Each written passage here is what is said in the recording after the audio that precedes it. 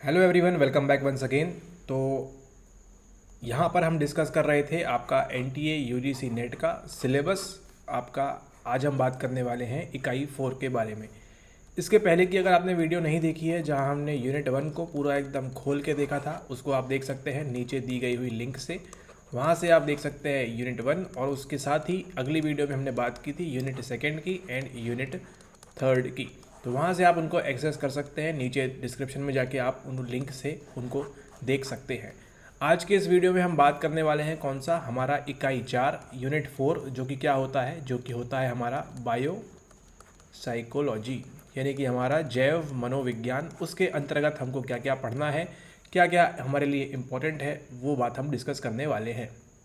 तो जो English medium वाले विद्यार्थी हैं वो देख सकते हैं यहाँ पे हम बात करने वाले हैं unit number 4, biological basis of behaviour.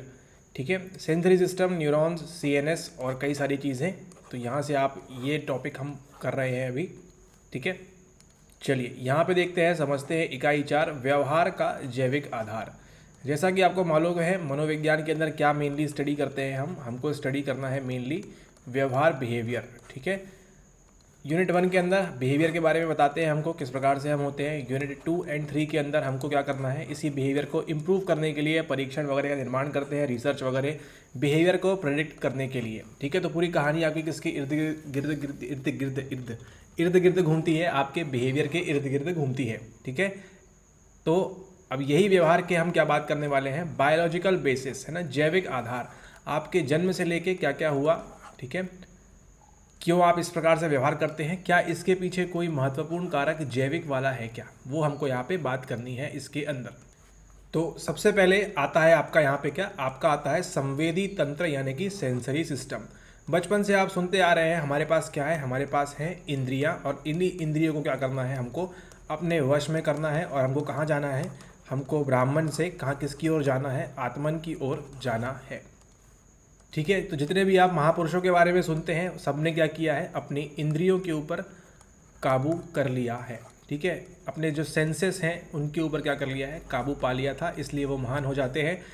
तो वही जो इंद्रियां हैं वो क्या है, हमारे संवेदी तंत्र के अंदर आती हैं। मुख्यतः उनकी बात की तो कौन कौन से मालूम है आपको मालूम है आँख के बारे में, कान के बारे में, त्वचा के बारे में। ठीक है, ये सब क्या है, ये सब हमारी इंद्रियां हैं, इनके माध्यम से हम क्या करते हैं, कहीं ना कहीं इन्फॉर्मेशन हम अंदर लेते हैं। ठीक है, तो मुख्यतः 5 इंद्रियां आपको मालूम है, उन्हीं के बारे में आपको यहाँ पे डिटेल में स्टडी करनी है, जो कि एक इम्पॉर्टेंट पॉइंट है। यहाँ से आपको सवाल मिलता है। ठीक है, जब वो पूछते हैं आपकी आई की वर्किंग के बारे में, आँख की वर्किंग के बारे में, ईयर की वर्किंग के बारे में, जब पूछते हैं आपकी त्वचा के बारे में, ठीक है, मेरी सॉफ्ट त्वचा का राज क्या है, ठीक है, वो सब पूछते हैं, और यहाँ पर आपको ये सवाल मिलता है, तो ये आपके लिए इम्पोर्टेंट हो जाता है पढ़ना। उसके बाद यहाँ पे सामान्य तथा विशिष्ट संवेदन क्या होता है, ग्राही क्या है और उनकी प्रक्रियाएं। ठीक है, तो प्रक्रियाएं जो है यहाँ से मेनली सवाल आता है, और ग्राहियों से भी आता है। ठीक है, कौन कौन से रिसेप्टर्स होते हैं कहाँ कहाँ पर, वो सब आपको डिटेल में अभ्यास करना है। फिर बात करते हैं इसके बाद तंत्रिका कोशिकाएँ, इंपॉर्टेंट। इस बार सवाल नहीं पूछा गया यहाँ से डायरेक्टली 2023 के अंदर, लेकिन आगे आपको 23 में पूछा जा सकता है जून के सेशन में, क्योंकि ये इंपॉर्टेंट पॉइंट है, इंपॉर्टेंट टॉपिक है, पहले ये काफ़ी ज़्यादा पूछा जाता था। तंत्रिका कोशिकाओं के बारे में बात करनी है आपको, यानी कि क्या है आपके ये है आपके न्यूरॉन्स। ठीक है, न्यूरॉन्स की संरचना किस प्रकार से होती है, उनको आपको पढ़ना है। कार्य, प्रकार, तंत्रिकीय आवेग, यहाँ से आपका सवाल बनता है। ठीक है, न्यूरल इम्पल्स क्या है, फिर यहाँ पे आपकी अंतर्ग्रथनी संचरण, और यहाँ पे आपका तंत्रिकीय संचारक, जो कि क्या है आपके ये है न्यूरोट्रांसमीटर। ठीक है, तो कौन सा न्यूरोट्रांसमीटर हमको खुश करता है, दुखी करता है ना, न्यूरोट्रांसमीटर कहाँ कहाँ पे होता है, वो सब आपको पढ़ना है इस टॉपिक के अंदर, इस यूनिट के अंदर, यूनिट नंबर 4 के अंदर। ठीक है, तो न्यूरोट्रांसमीटर अच्छे से पढ़ लीजिए, जितने भी है आपको मालूम है, गाबा वगैरह वो सब इसके अंदर आते हैं। तो ये सब आपको जो है, और तंत्रिकीय आवेग, ठीक है, पोटेंशियल वगैरह क्या होता है वो सब आपको, क्रिया विभव क्या होता है वो सब आपको अच्छे से पढ़ना है। उसके बाद बात करें यहाँ पे केंद्रीय तथा परिधीय तंत्रिका तंत्र के बारे में बात बोल रहे हैं। ठीक है, केंद्रीय तथा परिधीय तंत्रिका तंत्र क्या है, CNS और PNS। ये यूनिट ऐसी है कि यहाँ पे लिखा कुछ और है, लेकिन पूछते अंदर आपसे बहुत अंदर चीज़ें कुछ और है वो। ठीक है, तो आपको उसका भी ध्यान देना है। केंद्रीय तथा परिधीय तंत्रिका तंत्र के अंदर वो यहाँ पूछ लेंगे कि माइलिन शीथ कौन बनाता है, लेकिन अभी तक ऊपर तक आपने कहीं भी माइलिन शीथ का नाम नहीं सुना। ठीक है, तो केंद्रीय तथा परिधीय तंत्रिका तंत्र की संरचना किस प्रकार से होती है, केंद्रीय में कौन कौन आता है, परिधीय में कौन कौन आता है, वो मालूम होना चाहिए। संरचना किस प्रकार से है, और उनके कार्य क्या हैं। ठीक है, फिर आपकी आती है तंत्रिकीय सुघट्यता, ठीक है, जिसके बारे में आपको यहाँ पे पढ़ना होगा। ठीक है, तो यहाँ से सवाल बनता है आपका कौन सा वाला कि आपके पीएनएस का ये काम है तो एएनएस का क्या काम होगा, एसएनएस का काम क्या होता है। ठीक है, वो सारी चीज़ें पूछते हैं आपसे इस टॉपिक से। ठीक है, तो ये भी हो जाता है आपके लिए काम का। फिर आता है आपका शरीर क्रियात्मक मनोविज्ञान की विधियाँ।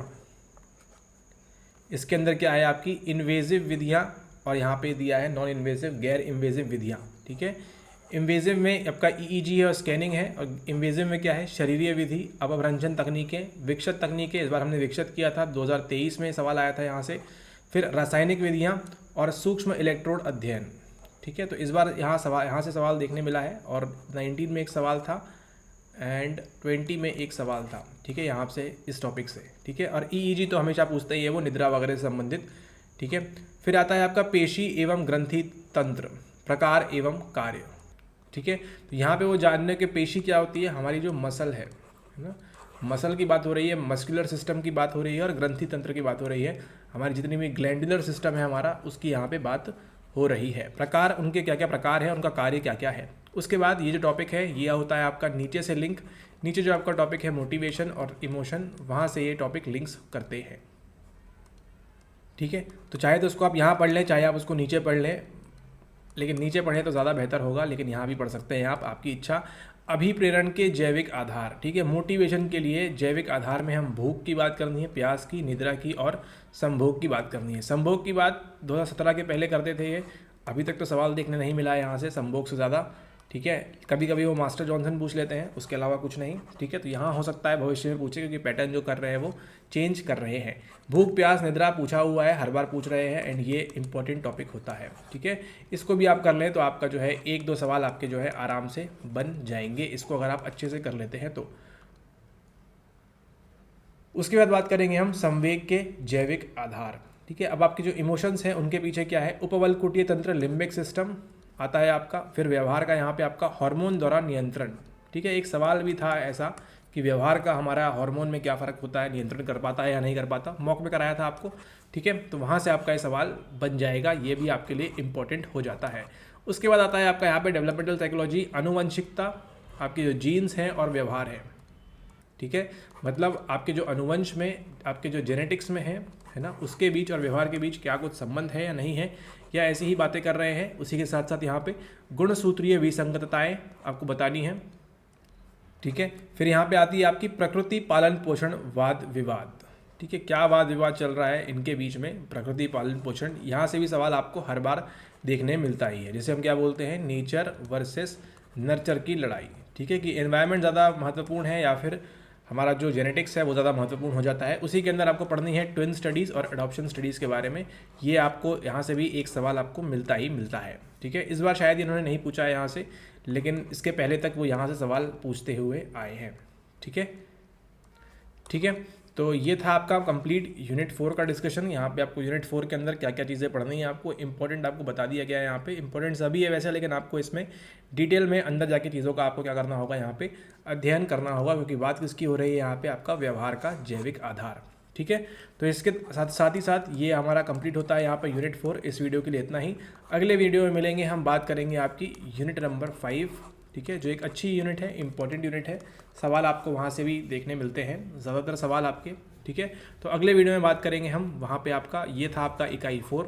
ठीक है, ओके। एंड अगर आप ज्वाइन करना चाहते हैं हमारे साथ जून के सेशन के लिए 23 या फिर दिसंबर 2023 के सेशन के लिए आप ज्वाइन करना चाहते हैं, तो नीचे दिए गए नंबर पे आप हमको संपर्क कर सकते हैं, वहाँ से आप डिटेल वगैरह ले सकते हैं, एंड देन हमारे साथ भी आप ज्वाइन कर सकते हैं एंड अपनी पढ़ाई स्टार्ट कर सकते हैं।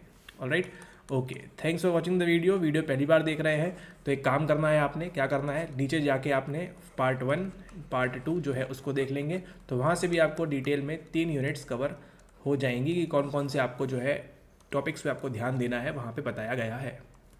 ठीक है, तो वो जाके देख लेंगे तो वहाँ से भी आपको फ़ायदा होगा। नीचे आप डिस्क्रिप्शन में जाएंगे, वहाँ से आपको लिंक मिल जाएगी। ठीक है, ओके, वीडियो देखने के लिए धन्यवाद। एक लाइक कर दीजिए, शेयर कर दीजिए अपने साइकोलॉजी फ्रेंड्स के साथ, एंड सब्सक्राइब भी कर दीजिए चैनल को।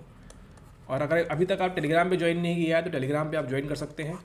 ठीक है, वहाँ पे आपको डिटेल्स थोड़ी सी पहले मिल जाती है, चंद सेकंड, चंद मिनट, चंद घंटे पहले, और कुछ अपडेट वगैरह होती है तो वो आपको पहले वहाँ पे मिल जाती है। ठीक है, okay, thanks for watching, have a nice day ahead.